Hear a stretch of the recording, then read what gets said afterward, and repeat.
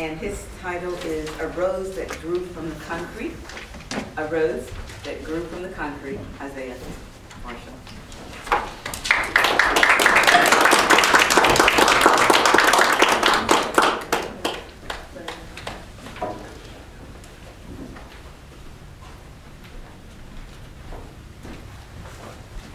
Beauty is in the eyes of the beholder.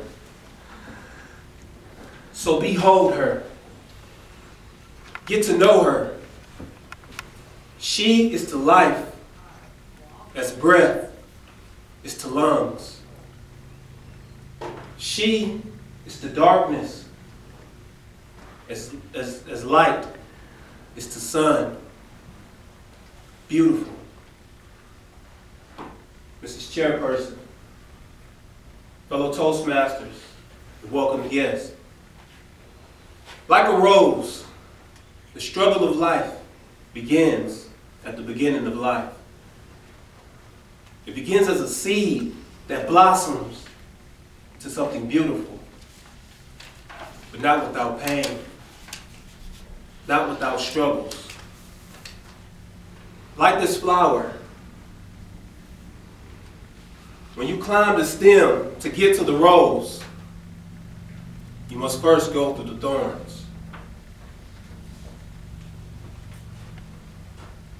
The other day, I was staring at a rose, and I took a mental flight. I had a vision that I walked with Moses as he led the Israelites through the wilderness and out of Egyptian bondage. But I didn't stop there. I had a vision that I walked with Joshua as he led the same Israelite community through the Jordan and into the Promised Land. But I didn't stop there. I had a vision that I walked up Calvary's Hill and witnessed the sins of humanity as it hung on the cross and forgiven when Christ said, "It is finished." But I didn't stop there. I had a vision that I walked alongside of Dr. Martin Luther King Jr. as he dared to be a drum major for peace and justice. I had a vision of standing on the balcony of the Lorraine Hotel when the dreamer was killed, though the dream still lives. A rose is a symbol for love. And I will venture to say that a rose is the most popular gift given during Valentine's Day. I can recall the first Valentine's Day my wife and I spent together while dating. Leading up to that day, my wife was facing many trials. She didn't know how she was going to pay for school. She was being mistreated by some. She felt that because she was not a permanent resident of the United States, she wasn't given opportunities that this great nation has to offer. She was an immigrant. No money, no job, but only a dream. As we sat and conversed, I was reminded of a poem by the late Tupac Shakur entitled, "A Rose That Grew from Concrete." I said to her, "Did you hear about the rose that grew from the cracks in the concrete? Proving nature's laws wrong, it learned to walk without having feet. Funny it seems, but by keeping its dreams, it learned to breathe fresh air. Long live the rose that grew from concrete when no one else even cared."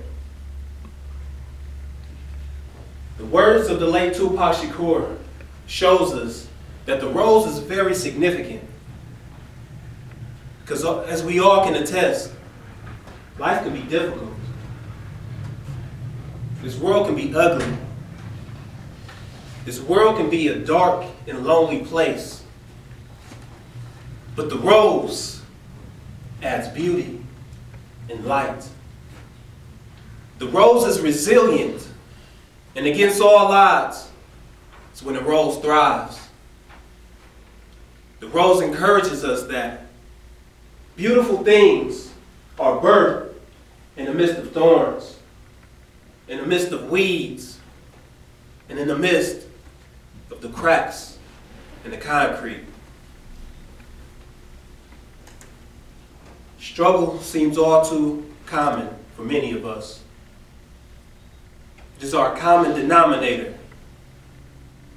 But let me encourage you that when you climb the stem that leads to the rose and experience the thorns of life, keep climbing. Just as Moses climbed out of the wilderness, leading the nation out of bondage, keep climbing. Just as young Joshua carried a whole nation on his back and led them through the Jordan and into the promised land, keep climbing.